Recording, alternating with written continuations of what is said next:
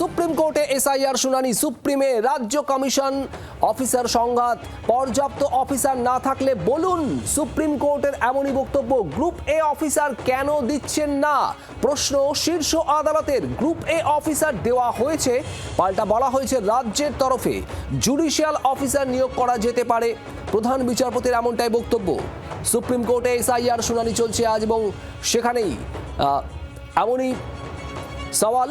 রাজ্যের তরফে বলা হচ্ছে যে গ্রুপ এ অফিসার দেওয়া হয়েছে।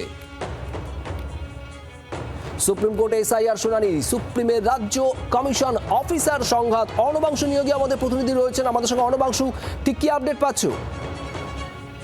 সুদীপ, সেটা হচ্ছে দেখো, আজকে এসআইআর মামলা নিয়ে শুনানি হয়েছে। সেই শুনানিতে একটা বিষয় উঠে এসেছে, যোগ্য কর্মচারী বা যোগ্য স্টাফ দেওয়া নিয়ে। মূল বক্তব্য হচ্ছে এটাই, আজ প্রধান বিচারপতি যোগ্য মানুষকে না দিলে তাহলে অযোগ্য মানুষের হাতেই সাধারণ মানুষের ভাগ্য নির্ধারণ হবে। যদি যোগ্য অফিসে দিতে না পারেন তাহলে আপনারা সরাসরি বলুন আমরা পারছি না, কারণ এইভাবে তো হতে পারে না। ব্লেম চলছে, একই অপরের দিকে প্ররোচনা দিচ্ছে না, উস্কানিমূলক মন্তব্য করছে। এর জন্য সম্পূর্ণ প্রক্রিয়াটি আটকে যাচ্ছে বা থমকে যাচ্ছে।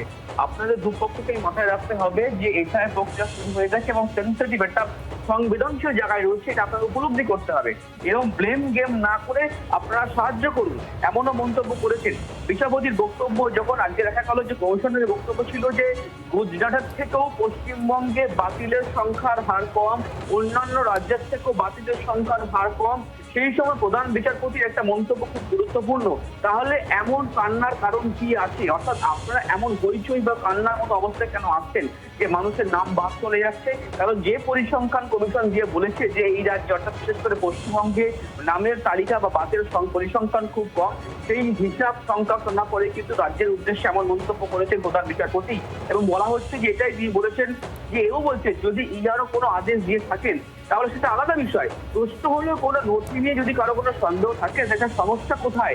এই সমস্যা সমাপ্ত বুঝতে পারছি না। রাজ্য তারা বারবার ধরে বলছে যে ইয়ারও যখন বলছে যে এই মানুষটার সমস্ত নথি ঠিক আছে, তারপরেও কোনটা কেন ভেরিফাই করছে, এই জায়গা দাঁড়িয়ে কিন্তু সেটার বিরুদ্ধেই মন্তব্য করেছেন। অর্ণবাংশু, আরো ডিটেল তোমার কাছ থেকে জানবো, তবে এই মুহূর্তে আমাদের সঙ্গে টেলিফোন লাইনে রয়েছেন বিজেপি নেতা, বিজেপি সাংসদ সুকান্ত মজুমদার। সুকান্তবাবু, সুপ্রিম কোর্টে আজ এসআইআর নিয়ে শুনানি এবং সেখানেই গ্রুপ এ অফিসার কেন দেওয়া হচ্ছে না, কেন যোগ্য অফিসার, পর্যাপ্ত অফিসার দেওয়া হচ্ছে না, তা নিয়ে প্রশ্ন উঠেছে। রাজ্যকে প্রশ্ন করেছে শীর্ষ আদালত, কি বলবেন? দেখুন, আজকে সুপ্রিম কোর্টে এখনো শুনানি চলছে, তো আমার মনে হয় এখন বেশি কমেন্ট, যেহেতু কোনো কিছু আসেনি ওনাদের তরফ থেকে, অবজারভেশনের উপরেই আপনারা বিষয়টি বলছেন, তো স্বাভাবিকভাবে আমার যেটা মনে হয় যে রাজ্য সরকারের যে সম্পূর্ণ অসহযোগিতা আছে নির্বাচন কমিশনের প্রতি এসআইআর কে নিয়ে, সেটা কিন্তু আদালতের এই সমস্ত অবজারভেশনে কিন্তু স্পষ্ট হয়ে যাচ্ছে। শুধু তাই নয়, আমি যতদূর জানতে পেরেছি মিডিয়ার মাধ্যমে যে সুপ্রিম কোর্টের প্রধান বিচারপতি বলেছেন যে পশ্চিমবঙ্গের আইন শৃঙ্খলা পরিস্থিতি অত্যন্ত তলানিতে চলে গেছে এবং ডিজিকে হয়তো কঠিন পরিস্থিতির সম্মুখীন হতে পারে। আদালত এই ধরনের সতর্কমূলক বার্তা পশ্চিমবঙ্গের যিনি পুলিশের মাথা তাকে দিচ্ছেন।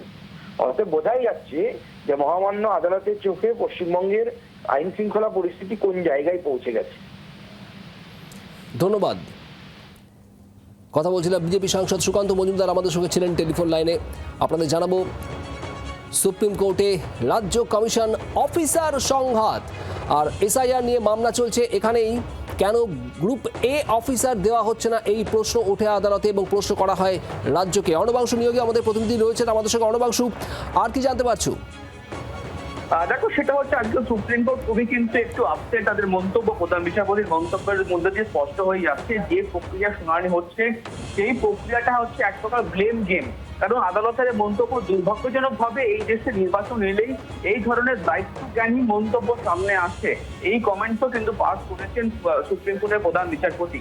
প্রধান বিচারপতির বক্তব্য, যদি রাজ্য সরকার যদি ক্যাপেবল বা দক্ষ অফিসে দিতে না পারে তাহলে সাধারণ মানুষের ভাগ্য অদক্ষ হাতেই থাকবে, এটা আর কোনো সমস্যা নেই, তাহলে বাইরের লোক নিয়ে এসে কাজ করাতে বাধ্য হবে কমিশন, এমনও মন্তব্য করেছেন কিন্তু আজ আদালত।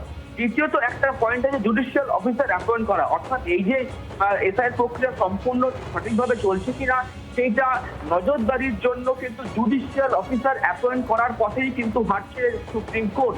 এই বিষয়ে কিন্তু রাজ্য সরকার বা মমতা বন্দ্যোপাধ্যায়ের আইনজীবীর কোনো অবজেকশন নেই, কমিশনও কোনো অবজেকশন দেয়নি। হয়তো সম্ভবত আজকে কিন্তু জুডিশিয়াল অফিসার অ্যাপয়েন্ট করা হতে পারে, অর্থাৎ এই যে এসআই প্রক্রিয়া যে সমস্যাগুলি সামনে আসছে সেই সমস্যাগুলি সমাধান করা, তদারকি করা, নজরদারি করা, সেই সমস্ত কিছু জুডিশিয়াল অফিসারের বা কোনো এক্স জাজের নেতৃত্বে কিন্তু এটা হতে পারে এমন সম্ভাবনা রয়েছে। আদালত এই মুহূর্তে নির্দেশনামা লিপিবদ্ধ করছে বা রেকর্ড করছে, এমনটা ইন্ডিকেশন দেওয়া হয়েছে যে এসআই প্রক্রিয়া, বিশেষ করে পশ্চিমবঙ্গের এসআই প্রক্রিয়া নজরদারির জন্য কিন্তু এই প্রথম এই বাংলাতেই কিন্তু জুডিশিয়াল অফিসার অ্যাপয়েন্ট করা হতে চলেছে, এমনটাই কিন্তু আইনজীবীরা মনে করছে। সঙ্গে থাকা অর্ণবাংশু, তাহলে কি জুডিশিয়াল অফিসার এবার নিয়োগ করা হবে এ রাজ্যের জন্য এসআইআর প্রক্রিয়ার সামগ্রিক বিচারে যে জায়গায় এই মুহূর্তে দাঁড়িয়ে আছে?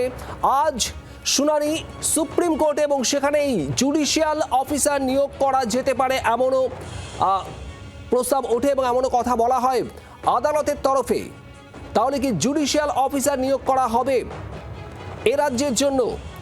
অর্ণবাংশু, ঠিক এই জায়গাতেই জানতে চাইবো, আমরা দেখেছি এর আগে একাধিক স্পেশাল অবজারভার নিয়োগ করা হয়েছে, বাইরে থেকে মাইক্রো অবজারভারদের নিয়ে আসা হয়েছে, আর এবার এই জুডিশিয়াল অফিসার নিয়োগ করার বিষয়টা আসবো তোমার কাছে। তার আগে আমি একটু কথা বলবো তৃণমূল নেতা জয়প্রকাশ মজুমদার এই মুহূর্তে আমাদের সঙ্গে রয়েছেন। জয়প্রকাশ বাবু, শীর্ষ আদালতে এসআইআর শুনানি চলছে এবং সেখানে ব্লেম গেম নিয়ে মন্তব্য করেছে শীর্ষ আদালত। এই ব্লেম গেম বন্ধ হওয়া উচিত, তার কারণ এসআইআর প্রক্রিয়া চলছে এবং সেটা সুষ্ঠুভাবে সম্পন্ন করতে হবে। আর এখানেই জুডিশিয়াল অফিসার রাজ্যের জন্য নিয়োগ করা যেতে পারে এমনও বলেছেন প্রধান বিচারপতি, কি বলবেন?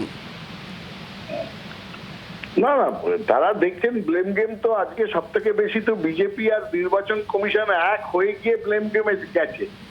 আজকে বলুন তো, গত ৭৫ বছর ধরে নির্বাচন চলছে, নির্বাচন কমিশন আছে, একের পর এক সাধারণ নির্বাচন হয়েছে, voter list up to date হয়েছে, কোথাও এইরকম ভাবে মানুষের ওপর হেনস্থা হয়েছে? মানুষের ওপর হেনস্থা হয়েছে কি হয়নি, এটা প্রথম উত্তর দিতে হবে।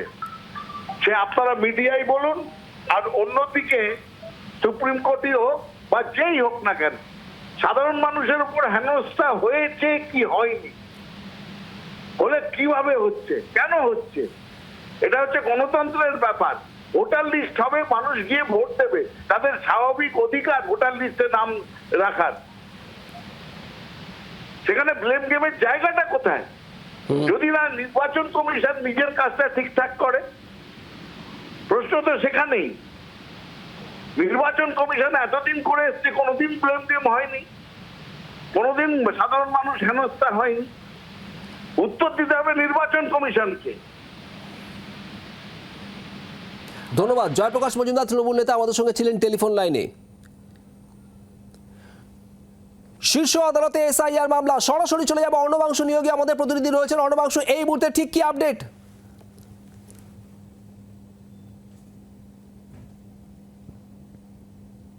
সুপ্রিম কোর্ট কিন্তু একটা সময়সীমা বেঁধে দিল কিন্তু কমিশনকে, আগামী 10 দিনের মধ্যে সমস্ত প্রক্রিয়া শেষ করতে হবে এমনটাই বলা হচ্ছে।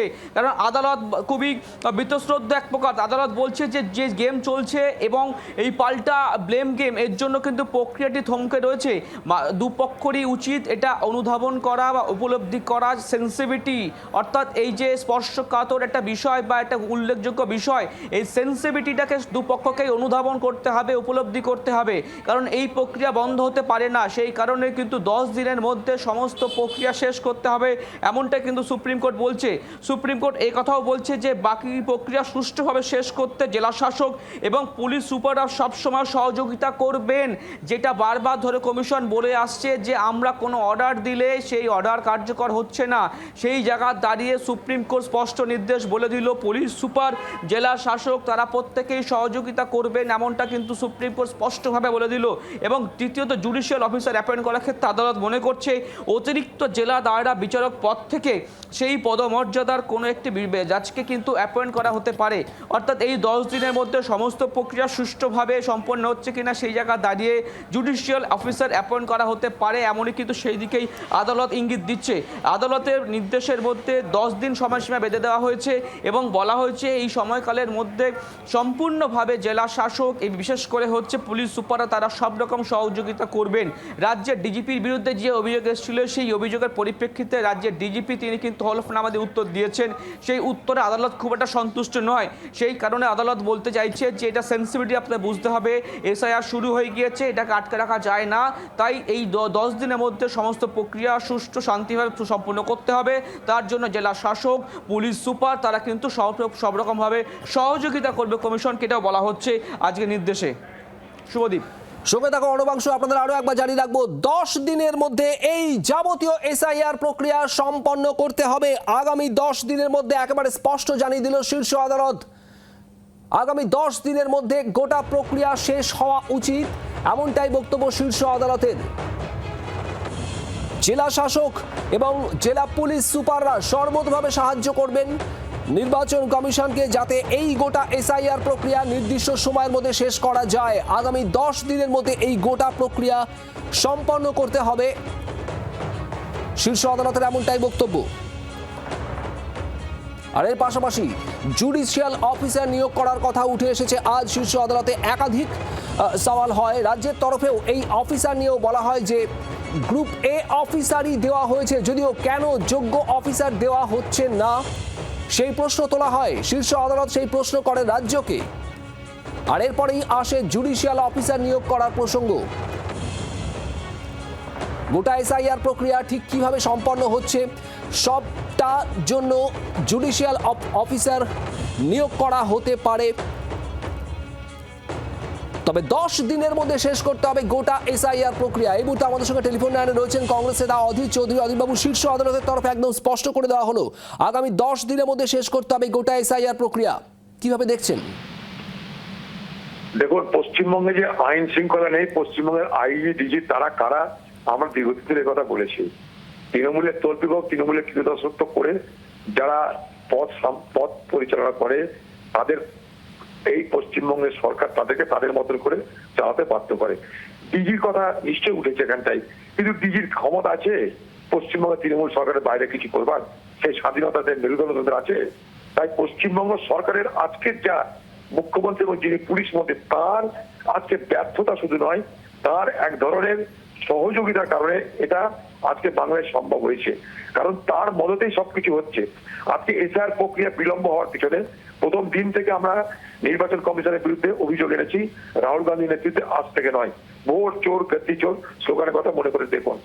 এই যখন প্রথম নির্বাচন কমিশনের বিরুদ্ধে আমরা অভিযোগ এনেছিলাম, তখন বাংলার মুখ্যমন্ত্রী কিন্তু চুপ করেছিল। এবং আজকে কি দাঁড়াচ্ছে, নির্বাচন কমিশন তার মতো করে চেষ্টা করতে গিয়ে আমাদেরকে বিপদে ফেলছে। তারা মনে করছে এটাই আইন। সুপ্রিম কোর্ট তাদেরকে বারবার করে বলা সত্ত্বেও নির্বাচন কমিশন বিষয়টাকে সরলীকরণ করছে না, ফলে আমার আপনার মতো সাধারণ নাগরিকদের বিপদ পাচ্ছে। উল্টো দিকে এই সময় যাদেরকে সহযোগিতার হাত প্রসার করা উচিত ছিল টিএমসি এবং তৃণমূল সরকার, তারা কি করছে? তাদের বিডিও, তাদের এআরও, তাদের এইআরও, তাদের ডিও, তারা সরকারের আদেশে সমস্ত বিষয়টাকে জটিল থেকে জটিলতর থেকে জটিলতম করছে বলে আমি অভিযোগ করছি।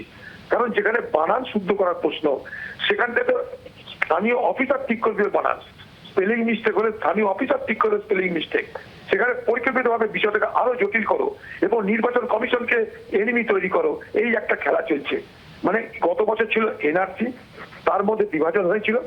এবার মুখ্যমন্ত্রী নিয়ে এলো এনআইএ, এই এসআইআর কে সামনে রেখে শুরু করো বিভাজন। মূল লক্ষ্য হচ্ছে বিভাজনের রাজনীতি।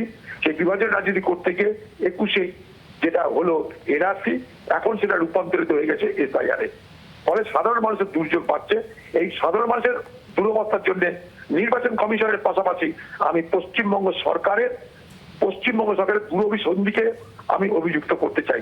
পশ্চিমবঙ্গ সরকারের শুধু ব্যর্থতা নয়, পশ্চিমবঙ্গের তৃণমূল নেত্রীর দুরভিসন্ধির কারণে কিন্তু বিষয়টা আরো কমপ্লিকেটেড হচ্ছে, আরো জটিল হচ্ছে। আপনাকে ধন্যবাদ। কংগ্রেস নেতা অধীর চৌধুরী আমাদের সঙ্গে ছিলেন টেলিফোনে। এই মুহূর্তে আমাদের সঙ্গে টেলিফোন লাইনে রয়েছেন সিপিআইএম নেতা আইনজীবী বিকাশ রঞ্জন ভট্টাচার্য। বিকাশবাবু, 10 দিনের মধ্যে যাবতীয় এসআইআর প্রক্রিয়া শেষ করতে হবে, শেষ করা উচিত, এমনটাই বক্তব্য শীর্ষ আদালতের। এবং এখানে জেলা শাসক, পুলিশ সুপাররা সর্বতোভাবে সাহায্য করবেন, এমনটাও বলা হলো শীর্ষ আদালতের তরফে। কিভাবে দেখছেন? আচ্ছা, এগুলো কি আদালতের বলার কোনো প্রয়োজন আছে? এটা স্বাভাবিক প্রক্রিয়া। দুটো সাংবিধানিক সংস্থা নিজেদের মধ্যে যদি এইভাবে ছেলেদের বাচ্চাদের মতো ঝগড়া করে তাহলে তো খুব মুশকিল, দেশ চলবে কি করে, সংবিধান থাকবে কি করে, সব ব্যাপারে কোর্টকে নির্দেশ দিতে হবে। এরপর তো দেখা যায় কোর্টই বোধহয় দেশ চালাবে। এরা বিপজ্জনক জায়গায় নিয়ে যাচ্ছে। এইসব সাংবিধানিক সংস্থারা যদি এটা না বোঝেন তাহলে আগামী দিন ভারতবর্ষের পক্ষে খুব বিপজ্জনক। ধন্যবাদ। বিকাশ রঞ্জন ভট্টাচার্য, সিপিএম নেতা, আইনজীবী, আমাদের সঙ্গে ছিলেন টেলিফোনে। বাংলার আওয়াজ, বাঙালির আবেগ, জি 24 ঘন্টা।